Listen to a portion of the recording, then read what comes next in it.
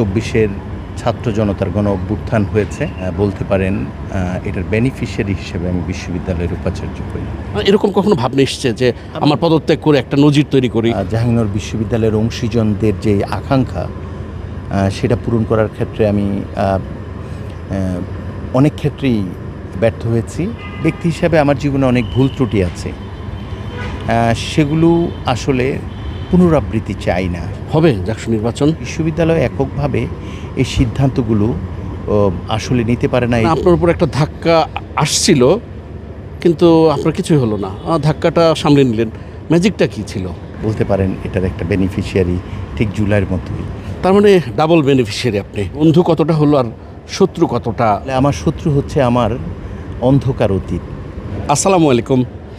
এনটিভির দর্শকদের স্বাগত জানাচ্ছি আমি স্পেশাল করেসপন্ডেন্ট জাহিদুর রহমান। দর্শক, আজকে আমাদের অতিথি জাহাঙ্গীরনগর বিশ্ববিদ্যালয়ের উপাচার্য অধ্যাপক ডক্টর মোহাম্মদ কামরুল আহসান। মিস্টার আহসান, এনটিভির পক্ষ থেকে স্বাগত জানাই আপনাকে। প্রায় 2.5 বছর হয়ে গেল বিশ্ববিদ্যালয়ের উপাচার্যের দায়িত্বে। কতটা চাপ সামলালেন আর কতটা চাপের মুখোমুখি এখনও? ধন্যবাদ আপনাকে এবং যারা শুনছেন সকল দর্শক শ্রোতাকে। দেখুন, জাহাঙ্গীরনগর বিশ্ববিদ্যালয়ে উপাচার্য হিসাবে যখন আমি দায়িত্ব গ্রহণ করি, তখন একটি 24-এর ছাত্র জনতার গণ অভ্যুত্থান হয়েছে এবং সেখানে আপনি জানেন যে প্রায় 1,500 ছাত্র জনতা প্রাণ দিয়েছে, 30,000 ছাত্র জনতা আহত হয়েছে এবং তার বিনিময়ে যে পরিবর্তন হয়েছে তার একটি ফলাফল হিসাবে বলতে পারেন এটার বেনিফিশিয়ারি হিসেবে আমি বিশ্ববিদ্যালয়ের উপাচার্য হই। কিন্তু আসার পর যেটা আমার মনে হয়েছে যে এই আন্দোলন এবং এই সংগ্রামের পেছনে একটা গণ আকাঙ্ক্ষা ছিল।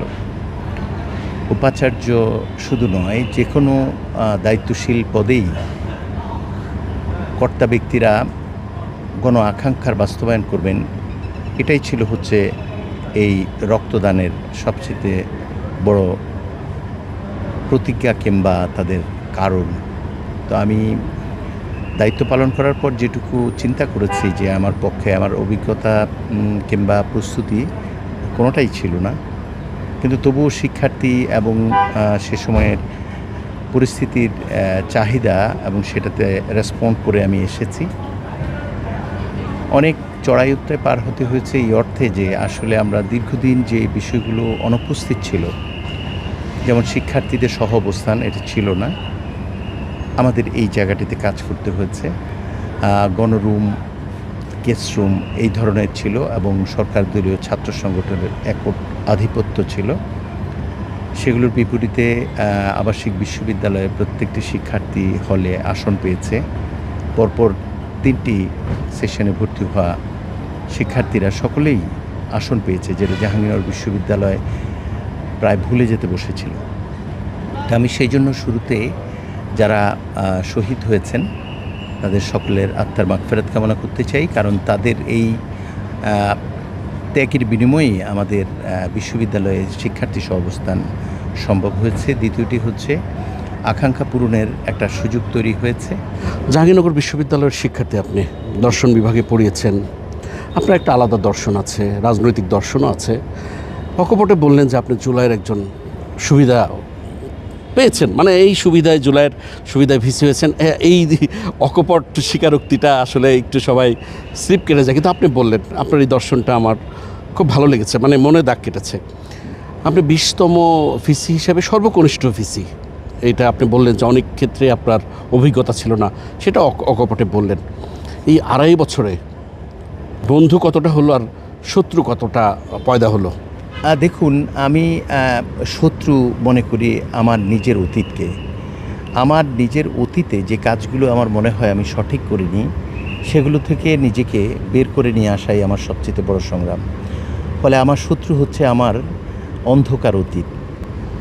আমার অন্য কেউ আসলে আমার শত্রু নয়। আমি চেষ্টা করি অন্য মানুষকে আহত না করে চলার জন্য, কারণ আমি যদি অন্যদের আহত করি তাহলে আমার অতীতের অন্ধকারের যেই পরিমাণ সেটা আরও বৃদ্ধি পাবে। মাঝে জাহাঙ্গীরনগর বিশ্ববিদ্যালয় একটা অনিরাপদ ক্যাম্পাস, শিক্ষার্থীর উপর হামলা, ধর্ষণ চেষ্টা, এরকম অনেকগুলো ঘটনাক্রমের মধ্য দিয়ে গিয়েছে এবং আন্দোলনও হয়েছে বেশ জোরে সোরে। মানে আপনার উপর একটা ধাক্কা আসছিল, কিন্তু আপনার কিছুই হলো না, ধাক্কাটা সামলে নিলেন। ম্যাজিকটা কী ছিল? ক্যাম্পাসের অভিভাবক হিসাবে আমি দায় এড়াতে পারি না। ফলে কোনো একটি ঘটনা ঘটে গেলে অভিভাবক হিসাবে যেটুকু দায় স্বীকার করা উচিত, আমি নির্দ্বিধায় সেটা স্বীকার করতে চাই।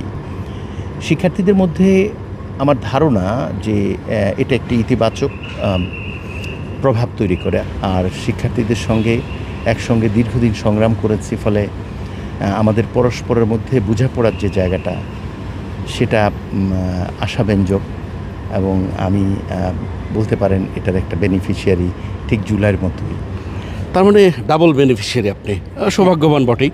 কিন্তু আপনি যে এই নৈতিকতার কথা বলছিলেন কিছুক্ষণ আগে, তার ধারাবাহিকতায় যে একের পর এক ঘটনাগুলো ঘটলো, আপনার নৈতিকতার বোধের জায়গা থেকে কখনো মনে হয়েছে যে অনেক তো হলো, এতদিনে তদন্ত খেলা চললো, আপনাদের প্রশাসন শিক্ষার্থীদের একটা লুকোচুরি তো চললোই, পদত্যাগ করা দরকার, যে না এই লোকটা ধরাই পড়লো না, ধুত্তরই চাই, আমি পদত্যাগ করে বসলাম, সে মেয়েটা তো আমারও মেয়ে হতে পারতো, মানে এরকম কখনো ভাবনা এসছে যে আমার পদত্যাগ করে একটা নজির তৈরি করি? আমার জন্যে অপেক্ষিত বেশি পছন্দের অপশন হচ্ছে চলে যাওয়া। এবং আমি সবসময় বলেছি যে কখনো যদি আমি মনে করি যে আমি কোনো একটি চ্যালেঞ্জের মুখোমুখি হয়েছি যেখানে আমাকে অন্যায়ের আশ্রয় নিয়ে টিকে থাকতে হবে, সেক্ষেত্রে আমার অন্যায় মুক্ত জীবনটাই শ্রেয়, তাতে আমার কোনো সমস্যা নেই। এ বিষয়টি আমি যেভাবে দেখেছি তা হচ্ছে, যেহেতু এরকম একটি ঘটনা ঘটেছে এবং এটা সমাধান হচ্ছে না, তখন আমি অনুভব করলাম যে পুলিশের চেষ্টা যেহেতু পাচ্ছি না, স্বরাষ্ট্রমন্ত্রী মহোদয়ের শরণাপন্ন হয়েছি। তিনি সিআইডিতে দায়িত্বটি দেওয়ার কারণে আমার মনে হয়েছে যে এ ব্যাপারে প্রক্রিয়াটি চলমান, সফলতা ব্যর্থতার উপসংহার টানার ওই পরিস্থিতি তৈরি হয়নি। সেই জন্য আমি এখনও আশাবাদী। যে ধাক্কাটার কথা বললাম, সেটা প্রক্টরের উপর দিয়ে মোটামুটি ঝড়টা চলে গেল, মায়াটা লাগে কখনো তাদের জন্য, একটু কষ্ট লাগে? সর্বশেষ যে ঘটনাটি ঘটেছে, ধর্ষণ চেষ্টার যে ঘটনাটি ঘটেছে, সেখানে আমাদের নিরাপত্তা শাখা এবং প্রক্রিয়াল বডির যে দায়িত্বের জায়গাটি, শিক্ষার্থীরা যেহেতু সকল অন্যায়েরই বিরোধিতা করে অত্যন্ত উচ্চস্বরে এবং শিরদাঁড়া সোজা করে, সেই জায়গাটায় আমাদের মনে হয়েছে আমাদের এটা একটা সমাধান করা উচিত। আমাদের প্রক্টর সাহেব স্বেচ্ছায় নিজেই আসলে পদত্যাগ করার একটা সিদ্ধান্ত নিয়েছেন। তিনি নিজে আমার সঙ্গে চেষ্টা করেছিলেন যে এইটি সুরাহা করা যায় কিনা। ফলে এভাবে এই সমাধানহীন একটা পরিস্থিতিতে তার চলে যাওয়াটা কোনোভাবেই তার একক দায়িত্বের মধ্যে পড়ে না। কিন্তু বিশ্ববিদ্যালয়ের অধিকতর স্বার্থে শিক্ষার্থী এবং পুরো প্রক্রিয়াটাকে আসলে স্বাভাবিক রাখার জন্য, নির্বাচন সম্পন্ন করার জন্য তার যেমন সীমাহীন পরিশ্রম ছিল, বিশ্ববিদ্যালয়কে স্বাভাবিকভাবে রান করানোর জন্য এটা সীমাহীন ঔদার্য। ফলে এটাকে আমি অত্যন্ত গুরুত্বের সাথে, অত্যন্ত মর্যাদা সম্পূর্ণ একটা সিদ্ধান্ত হিসাবে শ্রদ্ধার চোখেই দেখি। আপনি রাজনীতি করেছেন বিএনপির, সেটা দীর্ঘদিন ধরে। যখন জাকসু নির্বাচন এলো, তখন তো আপনার দলের প্যানেল ছিল ছাত্র দলের, এবং তারা হেরে গেল, চাপটা কেমন ছিল? আসলে ছাত্র সংগঠন হিসাবে ছাত্রদল দীর্ঘদিন আসলে ক্যাম্পাসে অবস্থান করতে পারেনি। ফলে অভ্যুত্থান উত্তর শিক্ষার্থী যারা ছিল, তারা অধিকাংশই নানা কারণে মানে যেহেতু ক্যাম্পাসের বাইরে ছিল এবং এখানে শিক্ষার্থীদের প্রভাবিত করার জন্য ক্রিয়াশীল ছাত্র সংগঠন হিসাবে তাদের যেই রাজনীতির চর্চাটা, সেটা তারা স্বাভাবিকভাবে করতে পারেনি বলে সমর্থনের পরিমাণও স্বাভাবিকভাবেই আনুপাতিক হারে ছিল। কিন্তু শিবিরের ক্ষেত্রে তো তার চেয়ে ভয়ানক অবস্থা ছিল, কিন্তু তারা তো অনেক ভালো করলো। শিক্ষার্থীদের মনোজগতের একটা বিষয় আছে। তারা নিশ্চয়ই সে সময়ে যেই পরিস্থিতি 17 বছরের 16-17 বছরের ছিল, তারা যেই অন্যায় এবং যেই অবিচারের শিকার হয়েছিল, সেখানে এক ধরনের সহানুভূতি তৈরি হয়েছিল স্বাভাবিকভাবেই। কিন্তু স্বাভাবিক রাজনৈতিক দল হিসাবে, ক্রিয়াশীল সংগঠন হিসাবে কার্যক্রম পরিচালনা করার সুযোগ পেলে সকল সংগঠন কতটা কে পপুলার হতো, সেই স্বাভাবিক অবস্থাটা বিরাজমান ছিল না। সেই জন্য এই নির্বাচনটির মাধ্যমে আসলে ক্রিয়াশীল কোনো ছাত্র সংগঠনের কতটা সমর্থন আছে সেটা পরিমাপ করা খুব দুরূহ। তবে তাৎক্ষণিকভাবে শিক্ষার্থীরা তাদের যেই সিদ্ধান্ত জানিয়েছে, অবশ্যই গণতান্ত্রিকভাবে সেটা এসেছে। নির্বাচনের ওই ফলাফলটাকে আমি একটা বিশেষ পরিস্থিতি হিসাবে বিবেচনায় নিই। সামনে তো জাকসু নির্বাচনের একটা তোড়জোড় শুরু হয়েছে, হবে জাকসু নির্বাচন? গণতান্ত্রিক প্রক্রিয়া চলমান থাকবে, এটাই আমাদের প্রত্যাশা। আমরা আশা করি সামগ্রিকভাবে গণতান্ত্রিক চর্চা বহাল রাখার ক্ষেত্রে সরকারের যে অঙ্গীকার, সে অনুযায়ী সকল ক্ষেত্রেই নির্বাচন হবে, এটাই স্বাভাবিক। কিন্তু বিশ্ববিদ্যালয় এককভাবে এই সিদ্ধান্তগুলো আসলে নিতে পারে না, এই জন্য যে এখানে আইন শৃঙ্খলা পরিস্থিতি থেকে শুরু করে সার্বিক একটা পরিস্থিতি বিবেচনায় রাখতে হয়। আশা করি আমরা সকলে মিলে এ বিষয়ে যে সিদ্ধান্ত নিব, সেটা শিক্ষার্থী, প্রশাসন, এমনকি সরকার এবং সংশ্লিষ্ট যেই যারা আছেন, আমাদের সহযোগিতার প্রয়োজন হবে। আমরা সম্মিলিতভাবে যেটা যৌক্তিক সিদ্ধান্ত সেটাই গ্রহণ করব। আপনি যে রাজনৈতিক দলের দর্শন ধারণ করেন, তার বিপরীতে জামায়াত ইসলামী, তাদের ছাত্র সংগঠন ছাত্র শিবির গত নির্বাচনে, জাকসু নির্বাচনে তাদের একটি বেশ ভালো ভূমিধস বিজয় বলা যায়, ভিপি পদ বাদ দিয়ে। এখন যদি নির্বাচন হয়, কিংবা আগামী 1 মাসের মধ্যে ধরেন বলল সরকার আপনাকে নির্বাচন করে দিতে, আপনার কি মনে হয় এই মুহূর্তে আপনি যেই রাজনৈতিক দলের দর্শন ধারণ করেন, তাদের সমর্থন পুষ্ট ছাত্র দলের পরিস্থিতি কেমন হবে? গণতন্ত্র চর্চার অঙ্গীকারের জায়গায় দলীয় জয় পরাজয়ের বিষয়টি খুব বেশি গুরুত্বপূর্ণ হওয়া উচিত না। স্বতন্ত্র নির্বাচিত জাকসু ভিপি যোগ দিল শেষমেশ আপনার দর্শনের রাজনীতিতে, ছাত্র দলে কতটা স্বস্তি আর কতটা অস্বস্তি? ধন্যবাদ আসলে সকল পক্ষকেই জানাতে চাই, কারণ সকলের সহযোগিতা না থাকলে এরকম একটা ভিন্ন রকম বিশ্ববিদ্যালয় রান করা কখনোই সম্ভব হতো না। এটা আসলে এখানে যারা আছে তারাই শুধু বুঝে কতটা জটিল। শিবিরের যে রাজনীতি আর জনপ্রিয়তার উলম্ফন, সেটা কি আপনাকে কখনো আতঙ্কিত করে কিনা? রাজনীতিও একটা উন্মুক্ত বাজার প্রক্রিয়ার মতোই, এটাও একটি পণ্যের মতো। আপনি সেই পণ্যটাই কিনবেন যেটা কম দামে পাওয়া যাবে, কিন্তু গুণগত মান ভালো। তাহলে এই প্রতিযোগিতায় আসলে বিজয়ী হওয়ার একটাই উপায়, সেটা হচ্ছে সাধারণ মানুষের আকাঙ্ক্ষা পূরণের জায়গাটিতে নিজেকে ধরে রাখা। দেখুন, বর্তমান প্রধানমন্ত্রী, মাননীয় প্রধানমন্ত্রী সর্বশেষ জরিপগুলোতে বলছে তার জনপ্রিয়তা সরকারের জনপ্রিয়তার চাইতে বেশি, ৬৬% আর সরকারের ৫৪%। এটা আসলে কেন হয়েছে? এটা হচ্ছে যে মানুষ গণ আকাঙ্ক্ষার সাথে যখন একটা মানুষ তাকে সম্পৃক্ত রাখতে পারে, তখন মানুষ তাকে ধারণ করে। ঠিক একইভাবে আমি বলবো যে রাজনৈতিক দলগুলোর মধ্যে যারা নেতৃস্থানীয় এবং যারা কর্মী, তাদের মধ্যে যদি গণ আকাঙ্ক্ষা পূরণের এই চেতনাটি থাকে এবং সেটা ধারণ করে, তাহলে যে কোনো সময় পরিবর্তন আসতে পারে। ফলে আমি মনে করি যে এটি একটি উন্মুক্ত প্রতিযোগিতা, জনগণের সমর্থন আদায়ের। এখানে আসলে শেষ কথা বলে কিছু নেই। আপনি মাননীয় প্রধানমন্ত্রীর জনপ্রিয়তার কথা বলছিলেন, এখন যদি ধরেন কোনো একটা জরিপকারী সংস্থা আপনার ক্যাম্পাসে এসে আপনার ব্যাপারে জরিপ শুরু করলো, যে আপনার 2 বছরের অধিককালের কার্যমেয়াদে আপনার জনপ্রিয়তা কতটা বেড়েছে, কতটা কমেছে? আপনি আত্মবিশ্লেষণ অনুযায়ী আপনি 100তে নিজেকে কত দেবেন? আমার অনেক সীমাবদ্ধতা আছে এবং জাহাঙ্গীরনগর বিশ্ববিদ্যালয়ের অংশীজনদের যে আকাঙ্ক্ষা সেটা পূরণ করার ক্ষেত্রে আমি অনেক ক্ষেত্রেই ব্যর্থ হয়েছি। কিন্তু আমি যে চেষ্টাটি করে যাচ্ছি হচ্ছে যে আমার অঙ্গীকার যেটা, আমার অভিপ্রায় যেটা, সেটা আমি ধারণ করছি এবং সেটা থেকে আমি কখনো বিচ্যুত হচ্ছি না। আপনি বলছিলেন যে 20তম ভিসি হিসাবে সবচেয়ে কনিষ্ঠতার একটা সুবিধা আছে, অসুবিধাও আছে।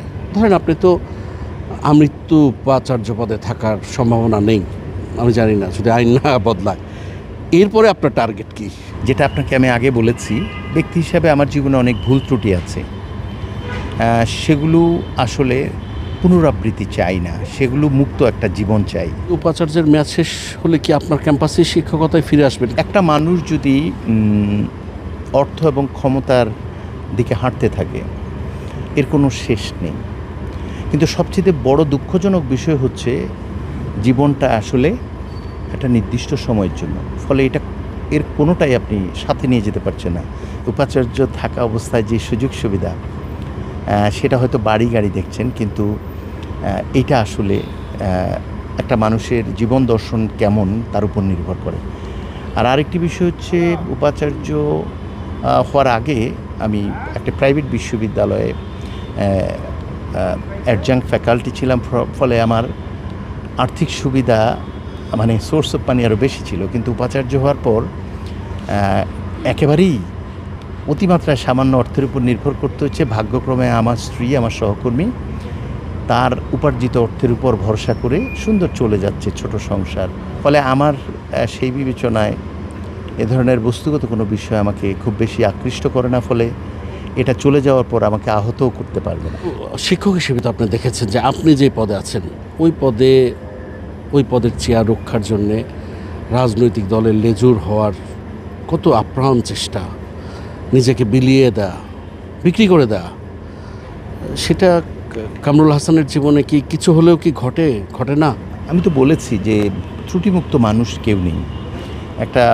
কোথাও একটা পদ পাওয়া, একটা সুবিধা পাওয়ার জন্যে মানুষের যে আকাঙ্ক্ষা থাকবে না, তা তো নয়। কিন্তু ব্যক্তিগতভাবে আমি এটা সৌভাগ্যবান মনে করি নিজেকে, যে এই অনুভূতিটা কাজ করে যে সব কিছু যেহেতু শেষ আছে, জীবনের শেষ আছে, এই অর্জনেরও তো শেষ আছে। ফলে এটার জন্য আত্মসম্মান বিসর্জনের কোনো প্রশ্নই আসে না। জাহাঙ্গীরনগর বিশ্ববিদ্যালয়ের একজন প্রাক্তন হিসেবে, উপাচার্য হিসেবে না, আপনার কাছে গত 19 জনের মধ্যে সেরা উপাচার্যকে? আসলে সেরাটা তুলনা করা খুব কঠিন। প্রত্যেকেই নিজের জায়গায় সেরা, ভুল ত্রুটির ঊর্ধ্বে কেউ নয়। তবে ব্যক্তিগতভাবে আমি জিল্লুর রহমান স্যার, সৈয়দ আলী হাসান, ওনাদের কথা শুনেছি ঘনিষ্ঠভাবে। আমি দেখেছি খন্দকার মুস্তাহিদুর রহমান স্যারকে, তো আমি দেখেছি উনি অত্যন্ত মেধাবী একজন মানুষ, খুবই ইনক্লুসিভ স্বভাবের একজন মানুষ ছিলেন।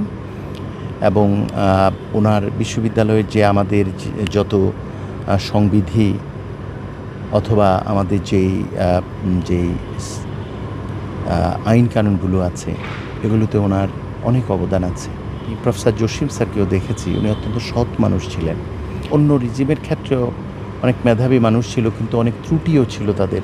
গত 16-17 বছরে আমাদের এই গণ অভ্যুত্থান যে বিষয়টির ইঙ্গিত দেয়, তা হচ্ছে প্রত্যাশিত আচরণ আমরা অভিভাবকদের কাছে পাইনি। সেই জন্য আমরা দেখেছি মসজিদের ইমাম পালিয়ে যায়, বিচারপতি পালিয়ে যায়, উপাচার্য পালিয়ে যায়। উপাচার্য হিসেবে জনাব কামরুল হাসান কতটা সৎ?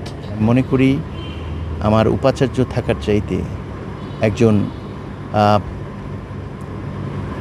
এই যে সততা এবং সদ্গুণ সম্পন্ন মানুষ হিসাবে বেঁচে থাকা বেশি জরুরি। লক্ষ্মীপুরের সন্তান আপনি, এসএসসি করলেন হলো ব্রাহ্মণবাড়িয়া থেকে, সেটার কারণ কি ছিল? বাবা শিক্ষক ছিলেন, ফলে স্কুল পর্যন্ত সেখানে ছিলাম বাবার সাথে। পরে আমার চাচা লক্ষ্মীপুর ওখানে রামগঞ্জ কলেজের অধ্যাপক ছিলেন, তিনি আমাকে নিয়ে যান সেখানে। এই বিশ্ববিদ্যালয়ের একটা নজির আছে যে প্রাক্তনরাই ঘুরে ফিরে এই বিশ্ববিদ্যালয়ের উপাচার্যের পদে এসেছেন, অনেকের কথা বলছি, তাদের মধ্যে আপনিও একজন। আপনি যখন এই বিশ্ববিদ্যালয়ে ভর্তি হন তখন কোশমিনকালে কি মনে হয়েছে যে সেই দিনের সেই কামরুল হাসান একদিন উপাচার্যের চেয়ারে গিয়ে বসবে? যখন জাহাঙ্গীরনগর বিশ্ববিদ্যালয়ে আসি, ভর্তি হই যে বিভাগে, বিভাগটির নামও জানতাম না। আমি বিজ্ঞানের শিক্ষার্থী ছিলাম। তো প্রথম 1 বছর মনোনিবেশ করতে পারিনি, ভাবলাম যে আমি অন্য কিছু পড়া উচিত। কিন্তু যে কোনো কারণেই হোক আমার বোধহয় ভর্তি পরীক্ষা ভালো হয়েছে। আমার একজন শিক্ষক খুব প্রভাবিত করেছে, তুমি মনোযোগ দিয়ে পড়ো, তোমার যেটুকু আমরা লক্ষ্য করছি ফিলসফির শিক্ষার্থী হিসাবে তোমার সফলতার একটা সম্ভাবনা আছে। আমার শ্রদ্ধার সাথে আমি তাদের স্মরণ করি সবসময় এখন। তারপর তো চেষ্টা করে গেছি, ভাবলাম একটা ইউনিভার্সিটির শিক্ষার্থী হতে পেরেছি, একটা স্বপ্ন পূরণ হলো। তারপর ভাবলাম যে শিক্ষার্থীদের মধ্যে একটা ভালো অবস্থানে আসা যায় কি না। তো দেখলাম যে সেখানেও একটা ভালো অবস্থানে আসতে পেরেছি।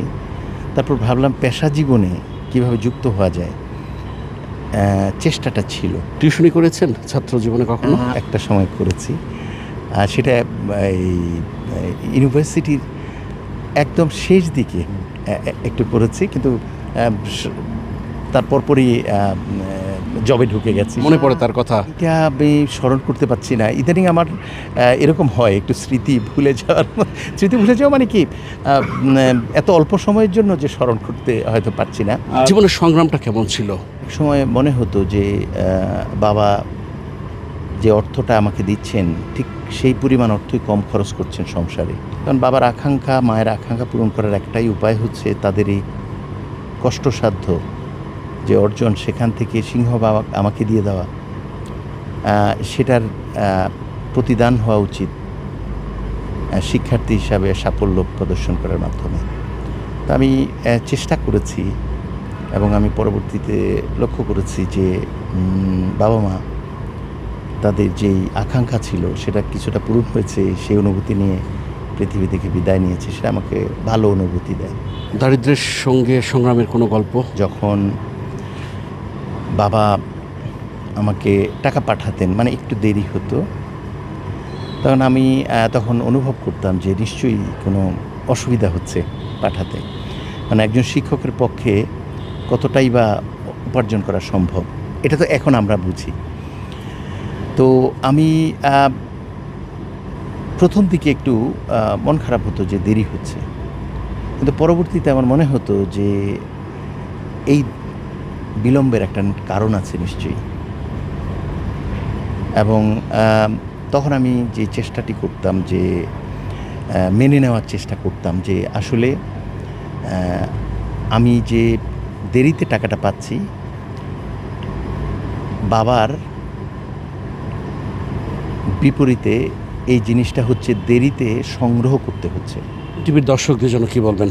মানুষের আসলে সবচেয়ে বড় যে পাওয়া সেটা হচ্ছে নিজেকে বোঝা এবং নিজের যে ত্রুটিগুলো আছে সেগুলো সম্পর্কে সচেতন হওয়া এবং পর্যায়ক্রমে সেগুলো থেকে নিজেকে বের করে নিয়ে আসা। অর্থাৎ শত্রু চিহ্নিত করার ক্ষেত্রে সঠিক সিদ্ধান্ত নেওয়া। শত্রু আসলে আমার নিজেরই অতীতের অন্ধকার, অন্য কোনো মানুষ নয়। প্রত্যেকে যদি আমরা এই শত্রু চিহ্নিত করতে পারি তাহলে আমরা অবশ্যই ত্রুটিমুক্ত মানুষ হওয়ার যে আকাঙ্ক্ষা, সে পথে হাঁটতে পারবো, হয়তো সাফল্য আসবে।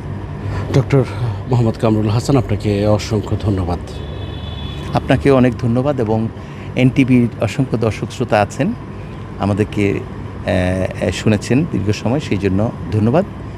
এবং আপনারা যারা উপাচার্য হিসাবে আমার কাছে প্রত্যাশা রাখেন, আপনাদের কাছে আমি দোয়া প্রার্থনা করছি যাতে আপনাদের প্রত্যাশার উপযুক্ত হয়ে উঠতে পারি। দর্শক, এতক্ষণ আমাদের সঙ্গে ছিলেন জাহাঙ্গীরনগর বিশ্ববিদ্যালয়ের উপাচার্য অধ্যাপক ডক্টর মোহাম্মদ কামরুল হাসান। চেষ্টা করব আগামীতে নতুন কোনো অতিথিকে নিয়ে আপনাদের সামনে হাজির হতে। ততক্ষণ পর্যন্ত সবাই ভালো থাকবেন, সুস্থ থাকবেন, এনটিভির সঙ্গে থাকবেন। আল্লাহ হাফেজ।